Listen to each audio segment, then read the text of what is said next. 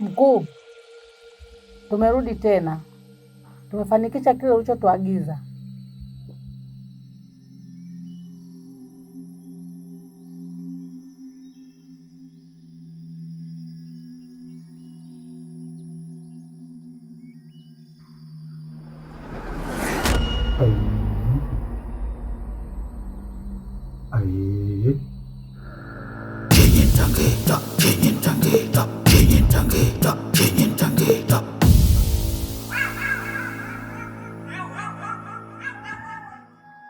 Ndovu wavilima pasijani kuzizima, haja apite Nyerere azua mtitima, wakwashanga ngedere panda za miti kuweza kuwachama. Mnemloga harogeki, mnachokitaka hakiwi, hata mfanyaje kutadadeki. Hapa mtanitongoza akili na kunibikili mawazo, hata iweje haiwezi kuwa. Upo nyonyo, upo titi Aibu mtaona nyie sasa. Kunguni wadogo wadogo nyie. Pupavu zenu. Mkwende. Mtoke.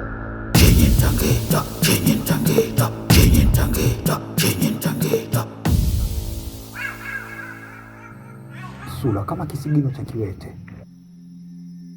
Atalogwa beberu.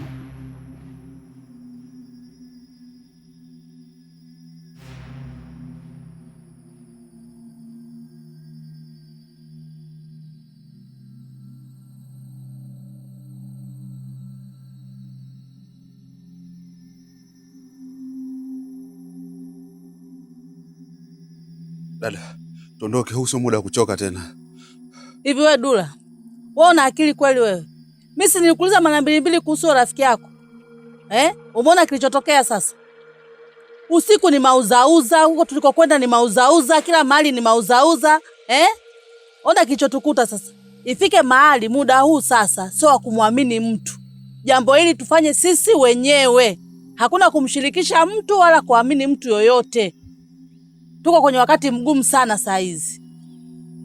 Kiukweli katika hili umeniuzi, umeniaminisha vitu vya uongo. Ni kweli dada. Lakini huo sio muda kulaumiana. Maana kama maji tayari yameshamwagika, hayazoleki tena. Chingine pia tumeshavulia maji nguo, hatuna budi kuyaoga. Mimi naomba dada tuondoke tena. Dada, tuondoke.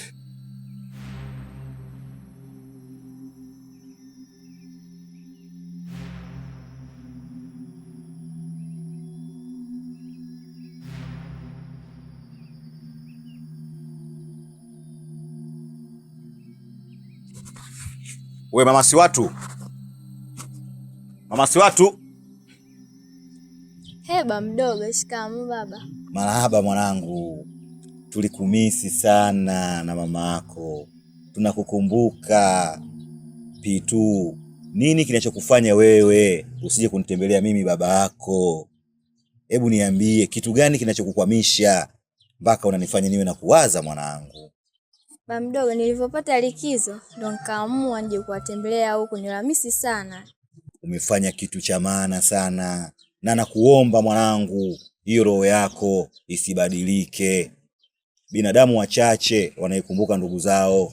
Binadamu wengi wanatengeneza uadui na ndugu zao. Wanakuwa na husda kwenye roho zao. Na kuombea wewe mwanangu Pitu, Mungu akusimamie. Uwe na roho hiyo hiyo ya kutembelea ndugu zako. Hata kama mimi baba yako mzee Mdananda nitakufa, basi uwajali ndugu zako. Uwe unakuja kuwatembelea mwanangu. Ndiyo baba, nimekuelewa. Nashukuru kwa kunielewa. Hivi mama yako yumo humo ndani? Ana kazi kidogo anafanya. Anapika pika? Sasa nakuomba mwanangu, ingia hapo ndani kwenye ule mlango hapa kwa chini kidogo. Kuna kistuli changu niletee na kazi nacho. Sawa baba.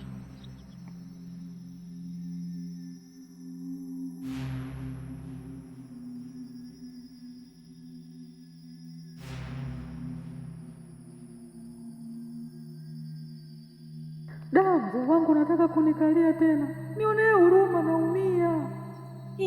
Baba, mbona kigoda kinaongea? Mwanangu, sio kila unachokiona ukakichukulia kama unavyokiona. Hii dunia mwanangu, kuna mitishamba na watu wengi hawaipendi mitishamba, wanaidharau, wamesahau mila na desturi za sisi watu weusi. Sisi yetu ni mitishamba mwanangu. Hichi kigoda kinaongea, kiache kiongee. Unanielewa vizuri? Lakini sasa mama, nataka nitafute nafasi nzuri tukae tuongee na mimi baba yako ili nikwambie makubwa zaidi. Unanielewa? Sawa baba. Ila mama yako akimaliza shughuli zake humo ndani, mwambie mimi mume wake nipo nje hapa. Haya baba, namwambia. Haya. Mzee wangu naomba nisamehe, mzee wangu. Nisamehe baba. Wewe tulia hapo, sitaki kelele na wewe. Wewe ni mwandazimu, mshenzi, mtoto wa mtaani. Unashindwa kuheshimu jina langu mimi, Dibwe mzukuru wa Mbago, mtoto wa mzee Tadei, mjukuu wa Maregeza, Jenda Eka, ndio mimi. Na ndio maana nimekuweka humo ili uwe na adabu. Lakini mzee wangu, mimi naumia. Endelea kuumia kwa sababu huna adabu. Ungekuwa na adabu usingenitolea nyundo kuniambia unanimwaga damu mimi. Mzee wangu, naomba unisamehe. Mimi niko tayari kukupa chochote unachokitaka. Nisamehe tu mzee wangu. Koma wewe. Wewe una kitu gani cha kunipa mimi? Haya niambie, utanipa nini mimi? Mzee Mdananda, nikalizika nikutoe kwenye kifungo kama hiko.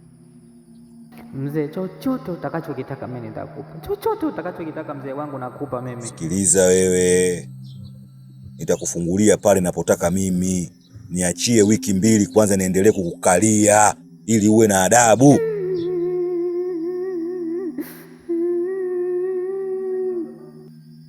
Vipi jirani yangu? Mbona na mabegi hayo? Unaenda ama ndo unarudi? Ndo narudi mwenzangu. Si unajua haya matatizo yetu, unayafahamu vizuri, ya nyumbani kwetu, heka mambo ya ajabu sijui nini. Nilienda kijiji kimoja kinaitwa Nyang'wambe, kiko Mikese ndani kule, ndipo nilipotoka. Sasa ndo narudi, nina siku 2 niko huko. Kuna mzee mmoja aliwahi kumtibia marehemu baba zamani, fanya kwamba alikuwa mganga wake yani muda mrefu, kwa hiyo namfahamu vizuri. Unaona, nikasema hebu niende, uenda tutajinusuru mimi na wadogo zangu. Kwa bahati mbaya sijamkuta, nimeacha mawasiliano. Basi atakaporudi mimi niambie niende. Kiukweli nikwambie tu Malozi, yeye mwache afanye na yeye afanye tu, lakini nikibahatika kukutana na huyo mzee, kila jambo lililo silini litakuwa hadharani. Atajulikana uovu wake wote na ubaya wake utajulikana. Mapunda ni mtoto mdogo sana, lakini ananisikitisha, ananihuzunisha. Sielewi hata nifanye nini, yani manani hata nikikaa hivi nikifikiria kichwa kinaniuma. Hayo sasa jirani yangu ndo mambo ya kuniambia. Mimi mwenyewe unavyoniona hapa, na mambo chungu mzima mpaka kichwa kinaniuma. Tuelekezane hayo mambo kama anayajua. Tuende jirani yangu. Kiukweli huyo mtu anajua ndugu yangu. Tena anajua sana. La kwanza alikuwa mganga wa baba yangu mimi. Mambo yake yote mzee wangu mimi kama ulivyokuwa unafahamu. Huyo ndo mtaalamu wake. Lakini la pili, unakumbuka mwaka fulani hivi kulikuwa na ugomvi wa Wamasai wafugaji na wakulima? Nakumbuka. Unakumbuka? Huyu ndo alikuwa mganga wao, alikuwa anawapa dawa Wamasai wakienda kutaka kuwapiga si mikuki si visu nini, walikuwa hawaonekani. Sasa unafikiri wewe huyo mtu mdogo? Huyo yuko vizuri, huyo baba yuko vizuri. Isitoshe sasa, acha. Kuna mwaka fulani kuna mtoto alikufa ghafla. Kijana wa miaka 15 ghafla. Wazee wanataka kwenda kuzika, yule baba alipofika akazuia, akasema msizike. Hawajazika. Yule baba kufanya mambo yake, kuingia nyuma ya mlango, mtoto anakutwa amejikunja hivi katoto. Lakini huyo baba ndo mwenye hiyo kazi aliyoifanya. Wewe unafikiri mtu mdogo? Mimi ngoja tu niende. Yaani ubaya wa Mapunda utaonekana, nitakwenda. Watakaponipigia simu na kwenda. Hata na wewe kama uko tayari twende tuongozane. Ila uwe na siri. Uwe na kaba. Jirani yangu, hapa nilipo ninapokuambia. Kama nilivyokuambia. Tunachelewa nini? Mimi hata sasa hivi simu ikipiga twende. Haya basi niache mimi nikapumzike. Maana hapa ndipo nimechoka ndugu yangu. Pole sana. Haya bwana, asante. Haya.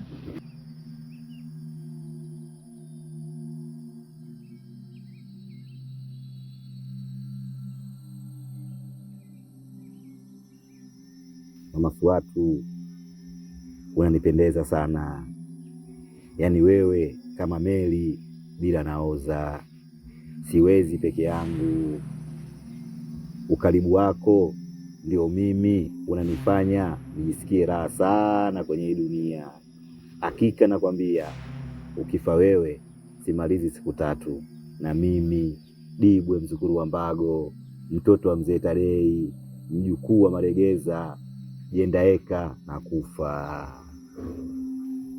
Ila Mama Suwatu, kuna kitu kidogo unaniuzi mimi mzee. Hautaki kushirikiana na mimi kwenye mambo yangu. Unaniwekea sana vipingamizi. Yaani umeshindwa hata na mdogo wako. Mdogo wako ananionyesha ushirikiano mkubwa. Yote yanayotokea kwenye dunia ya hawa binadamu anakuja ananiambia mimi kama shemeji yake. Kwa kweli nampenda sana. Nampenda na sitaki kupotezana naye. Sawa mume wangu. Sio kwamba mimi sitaki kukusaidia wewe kazi zako. Lakini mume wangu, hapa jamii nzima ilitaka kututenga. Mume wangu, kwa hayo mambo unayoyafanya wewe. Angalia, ipo siku hapa tutaamka asubuhi hichi kibanda kitawaka moto. Wewe Mama Suwatu, acha kuongea maneno hayo. Hii fimbo yangu inakufuru. Ina uwezo wa kuleta mvua na moto ukazimika. Na ndio maana mimi upepo, mimi moto, mimi maji. Ninachokuomba tushirikiane ili tutokomeze hawa ambao sisi hawatupendi. Na swala la wao kututenga sisi niachie mimi kupitia fimbo yangu hii. Dibwe mzukuru wa Mbago, mtoto wa mzee Tadei, mjukuu wa Maregeza, Jendaeka. Nitamalizana nao hao.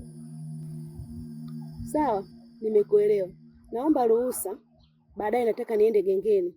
Kuna mahitaji kidogo hapa nyumbani yanayohitajika. Mimi sijawahi kukupinga safari zako. Ila ninachoomba, nilindie mwili wangu. Nilindie heshima yangu. Maana wewe ni meli, haiendi bila naoza. Na mimi ndio naoza.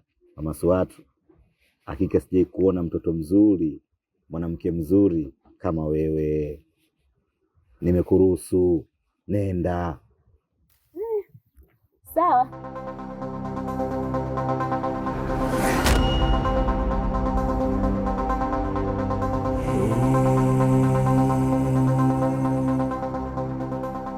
Nafaidi sana mimi mzee Mdananda, na mtu akimgusa mwanamke huyu mtamshaya wena.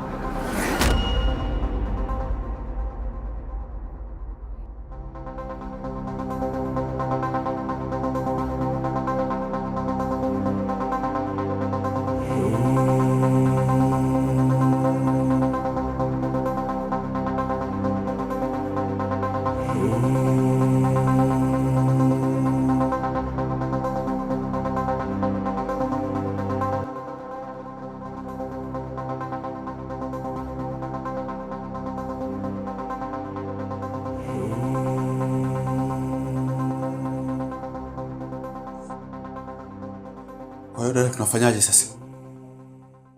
Wewe mpuuzi nini? Wewe unaniambia vitu tunafanyaje?